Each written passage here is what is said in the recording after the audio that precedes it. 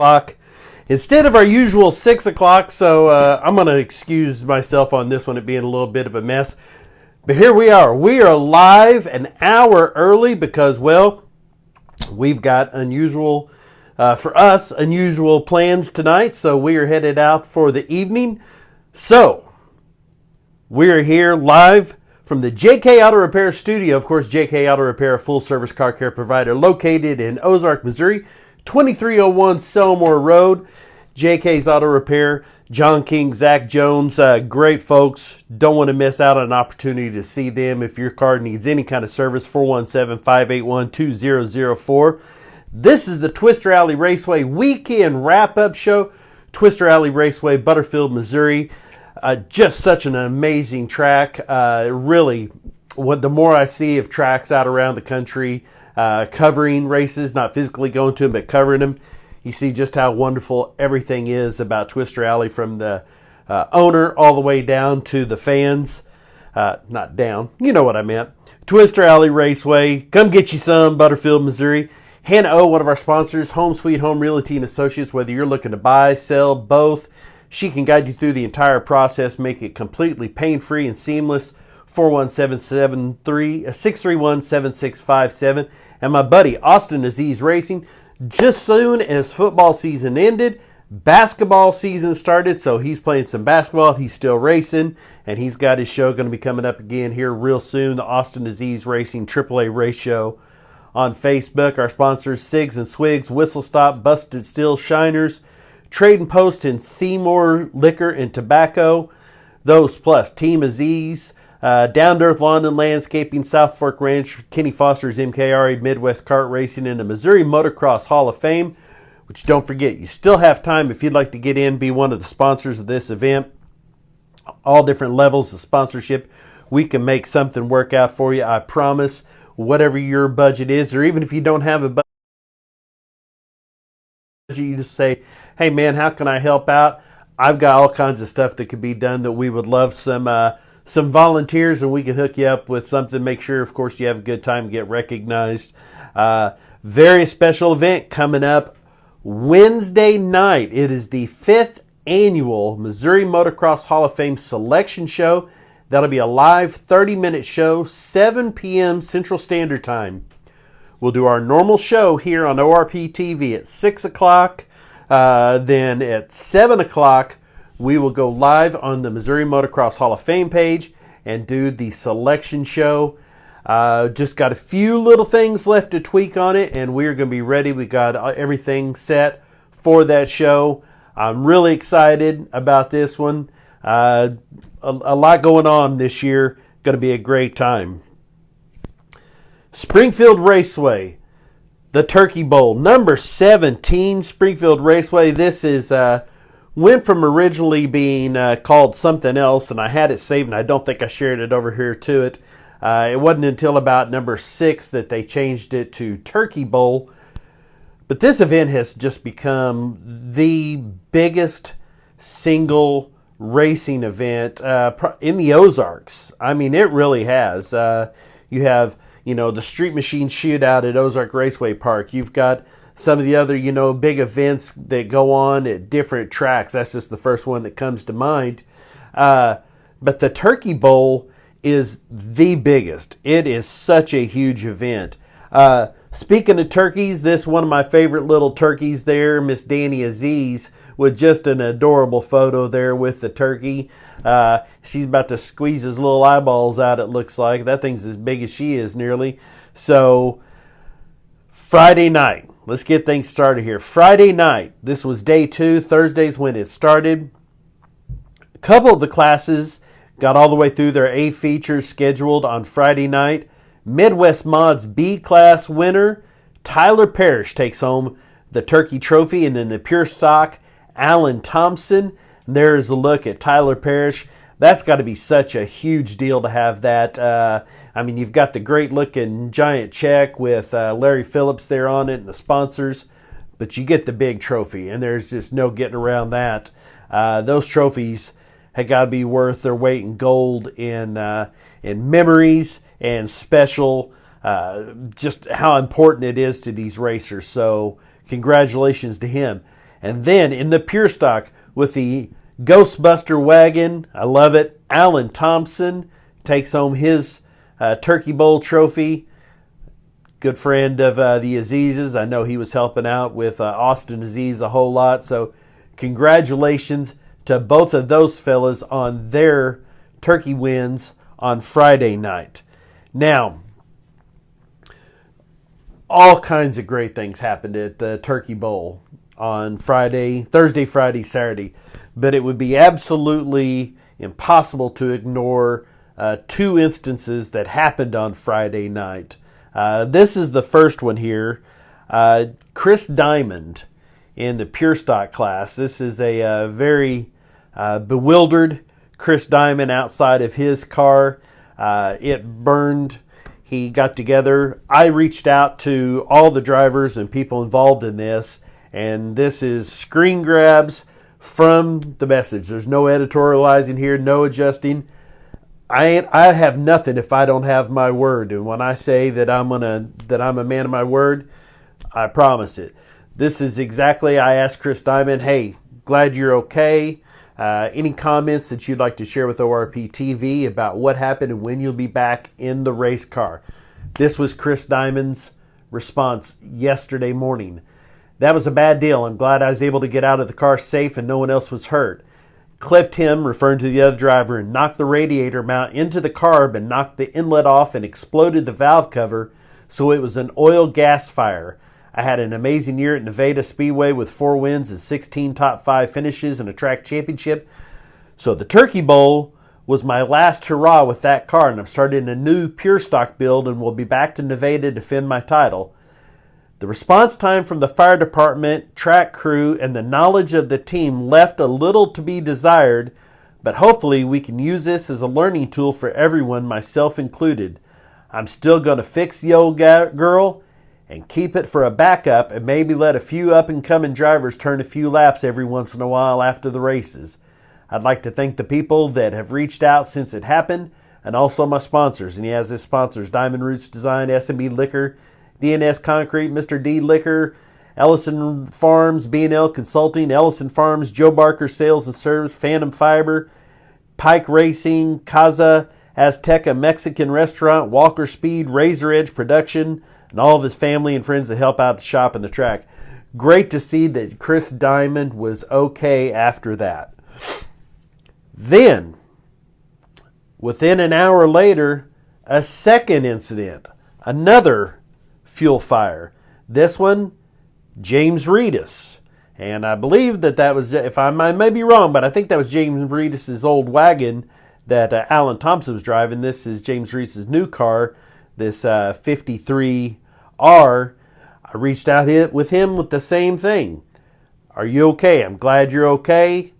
Any comments that you want to share publicly? And what's next?" James Reedus replied, "The fires could have been a bad deal. It really didn't do as much damage as you would think. I had really thought about fixing it for Saturday's race." Remember, this was Friday. "But thought I better just take the appropriate time to fix it 100% and not have any questions. I'll definitely be ready for racing next season in our all-new Allen Autosports Pure Stock, and we will have an all-new Hoffman B-Mod. The fires could have been a really bad deal in different situations. One good thing about Springfield Raceway is there's a great getaway location with a huge gravel infield." I'll talk about that in just a second. "With most bad situations, a lot of good comes from it. There's been 25 or 30 drivers message me about updating their safety. So though it was a bad deal, it was a true blessing to know that it was a lesson learned for racetracks, fire teams, drivers, and drivers' families, and car owners. I mean, who would have thought that 2 cars break a fuel pump and have huge fires in the same hour?" Sorry about that. That's 100% right. And I did see that someone had posted about the possibility of Springfield Raceway doing some sod and doing a beautiful grass infield. And I thought, well, that would be really cool. And then I read this and I thought, you know, that makes a lot of sense. If you have that fire rolling over grass or some sort of sod infield, you might have an entire area. So the gravel is a really interesting safety feature for that, so that you don't have the spread of flames. I also reached out to Jerry Hoffman on Saturday morning. I sent him a long message and saying, hey, I know that you are busier than I'll get out in the trenches, and I know that you've had a great event and it keeps getting bigger and bigger each year. I'm more than happy to share that message that I sent him. I'll screen cap that if anybody was to had any questions about what I asked. But I asked him, do you have any comment about what happened? And sometime, if you'd ever love to head to a sit down, I'd love to have you here in studio with me, Jerry, or whatever you want to meet, and we could do an interview. A lot of questions I'd like to ask him. Guy's done a great job. He was busy. This was the response he put. Okay, to an interview sometime. I contract the Willard Fire to do the EMSS. I will tell you, there are I have videos of both instances. The time lag from the moment of the fire to the fire personnel being there on scene, and when the fire was put out and the way it was put out. I have all that video. It's been looked at quite a bit, certainly been discussed online. I heard some things about the response time on the first one. I will tell you, I called Willard Fire Department on Saturday. Their offices are closed. They'll be back in the office on Monday. I intend to speak with someone from the Willard Fire District to ask questions about what took place, where the delay was, and how it could be handled better going forward. I did hear from Chris Diamond also that day, at the end of that conversation we had back and forth through Messenger, that there was already fire extinguishers up on the front stretch before racing even got started on Saturday. So there was presumably the ABC fire extinguishers available on Saturday. So that's all you can ask for. You know, we're lucky that neither situation was bad and no one was injured. Some cars can be replaced, but an immediate improvement was made, and that's all you can ask for. That's to be commended, and I applaud Jerry Hoffman on seeing that and going, this has to be fixed. It'll be fixed before racing resumes tomorrow. So my question is certainly not with Jerry Hoffman's preparation, but rather with Willard Fire Department and how that time lapsed from the fire to their arrival. So I'll let you know on Wednesday. We'll see how that goes. Then Saturday, racing perfect, not a problem. I could hear him racing out the back window. Lot of great racing. 17th annual Turkey Bowl. I love this one. Anthony Ferrara Jr. with don't everybody leave. I hope that didn't mess things up there, that my alarm going off. We're here. Anthony Ferrara Jr. with the win, and he's got his kids there. That is a great look. Congratulations to all of them. Now, I'm telling you, the theme of the weekend has been accidents. So you had the two fires at Springfield Raceway on Friday night. Then, last night, midnight our time, 1 a.m. in Las Vegas, it was the Las Vegas Grand Prix of Las Vegas. Excuse me. One thing's for sure, it looked cool. I mean, this is the Sphere, the new $1 billion venue there in Las Vegas. That absolutely could not be a more badass picture than that right there. So great look of the race. It went on. This was at one point during the race. See, this car hits the wall pretty hard. Goes on and slides on down. He's going to come in here. There we go. Misses track. Goes all the way off into the kind of runaway area there. Does quite a bit of damage to the barriers here. Here's a look from in-car. That is a pretty hard hit, and then goes on down and makes contact here again. This driver did go to the hospital. I believe he was okay. The race was delayed just a little bit, But when it resumed for the third time on U.S. soil, Max Verstappen takes the win. F1 at Grand Prix Las Vegas. Max Verstappen with the win. Charles Leclerc is second, and Sergio Perez round out your top three.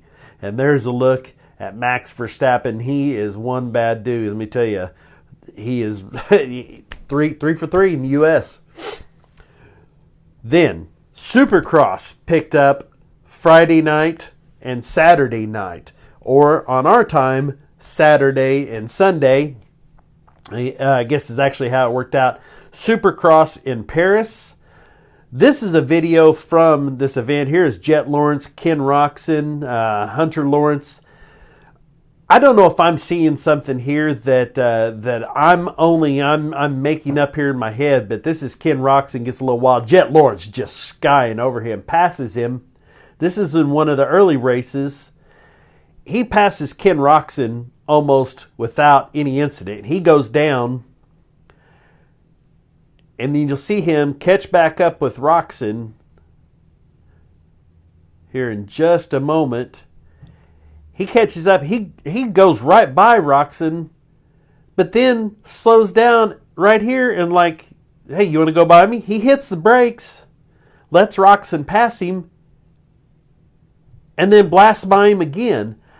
I don't know if I haven't been able to find anything yet if there is some problem between Jet Lawrence and Ken Roczen, and Jet is toying with him and wants him to know, buddy, I got your number. I can pass you anytime I want.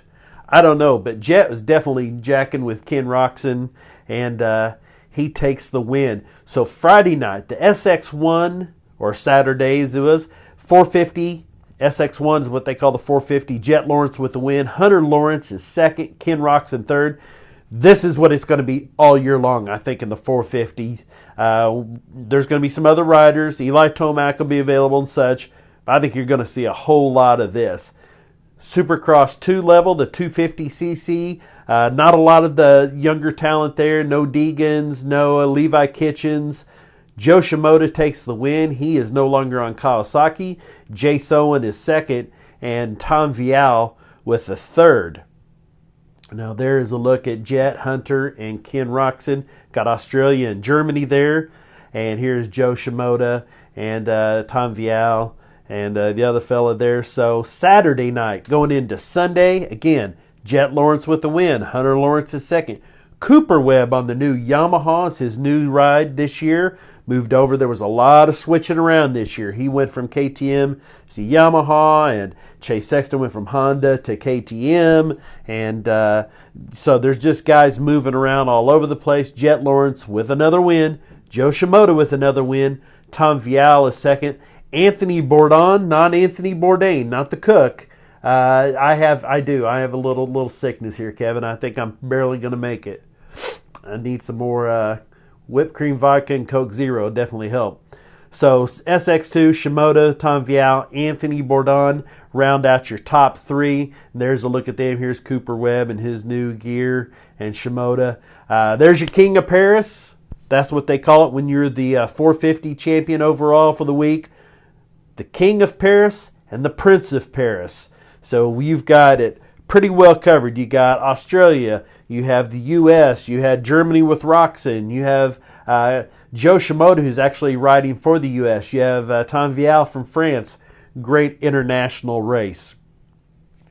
Let's get back to some more crashes.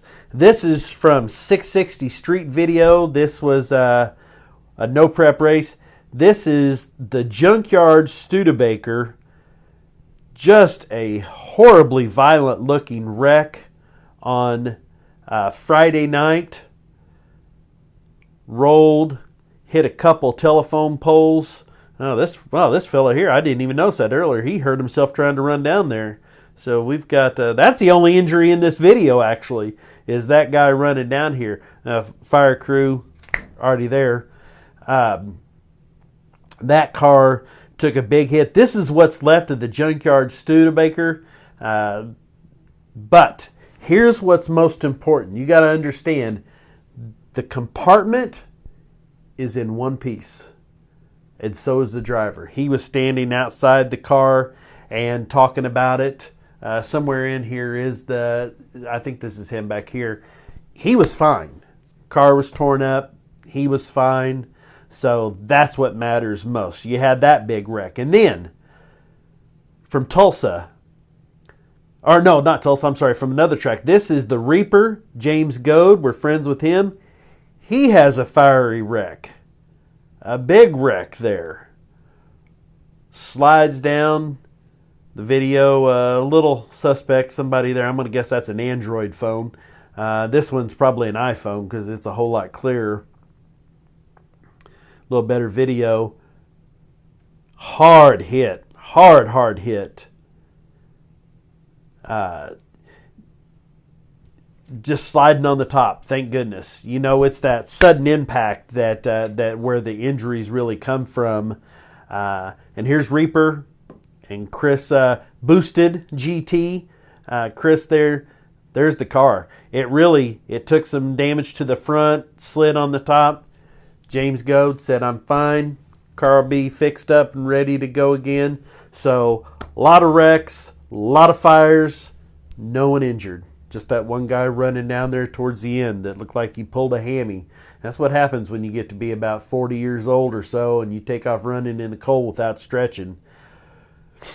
NHRA, while we're talking about drag racing, Doug Kalitta, 25th year of professional racing. We know that last weekend, after 25 tries, 6 runners up, he finally got to claim that great big trophy. He is the Top Fuel champion, 25th year. And then, Kalitta Motorsports. So we may or may not have forgotten our trophy in California. Rest assured, we've got the perfect spot when it arrives. So, in all fairness, 24 years previous, he comes home with no trophy. This year he gets the trophy, and I thought you said I'm okay, Spider. I thought you had the trophy. I thought you had nobody had the trophy. They're having that thing shipped over.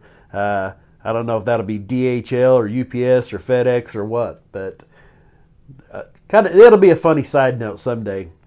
Emma Indoor Raceway had racing this weekend. Here we go. This was kart race. Predator Heavy Sean Eldrick, Rookie Beginner Caden Snodgrass, Jake Schwope with the restricted box stock Wing Pro, Brock Long Jr. 1 Light, Clone Medium Tracy Melloway, Tucker Ulshifer, Junior Amateur, box stock Wing Pro Caleb Hogan, Ian Matlock with first of several wins, Clone Light, Alex Schultz in the Junior 2 Light, restricted box stock Wing Carson Sanders, Predator Light, Ian Matlock, Junior 1 Heavy Brock Long, Caleb Hogan with another win in the box stock Wing, Predator Treaded, Leroy Wagner, Junior 2 Heavy Alex Schultz, Woodrow Pieta in the Clone Heavy, UAS Open, Ian Matlock, Clone Stock appearing Cole Graves, Adult Open Clone Wing Steve Brown, Hoyt Miller in the Heavy Dash, Predator Light Dash Stacy Greer in the box stock Wing Dash goes to Caleb Hogan. Caleb and Ian both with multiple wins. Brock Long with a couple of them. You had some guys really cleaning up there. One more race to tell you about this weekend. It was down at Bradenton Sports Park in Florida. The Black Rifle, this is, oh gosh, I'm drawing a blank on his name here now, but it's the Freedom Factory. The 2.4 Hours of LeMullets. This is always a lot of fun.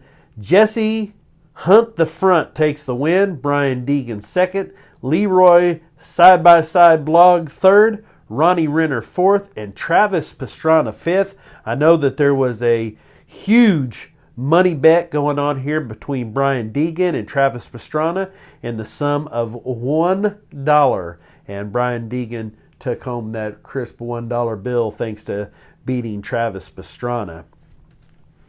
Now, don't forget, Wednesday night, 5th Annual Missouri Motocross Hall of Fame 2024 Moto 5 announcement show. Wednesday, 11/22, 7 p.m. Central Standard Time, right here on Facebook Live. I can tell you, we have 3 of us. We vote. 2 out of 3 votes put somebody in, And I am beyond thrilled with almost everybody being selected. I'll explain more. You don't you miss it on Wednesday. You'll see exactly what I'm talking about. Don't forget. We'll remind you on Wednesday, though, when we're back here 6 p.m. live on ORPtv. We'll have the sound working. We won't have my alarm going off telling me it's time to wake up from my nap on the couch and time to get down here and get ready. Don't forget the event. Oh, I won't forget that, Kevin. You got a big tractor pull event coming up in December. I won't forget. We'll be back here Wednesday night, 6 p.m. Hopefully everything will be good. You can send me a message, orptvmedia@gmail.com, 417-872-9854. I'll be telling you about birthdays, the Thanksgiving Day coming up the next day, and we'll have some kind of answers from Willard Fire Department, I guarantee you. And we may try to do this show again later on and try to do it without all the flubs. I don't know. We'll see you later. Be good. Have a good time. If you're going to Burt Kreischer, going to see the machine, we'll see you there. I'll be the one going, woo! Guys, take care. Love you. For RPTV, I'm Stack. Let's see if the sound works.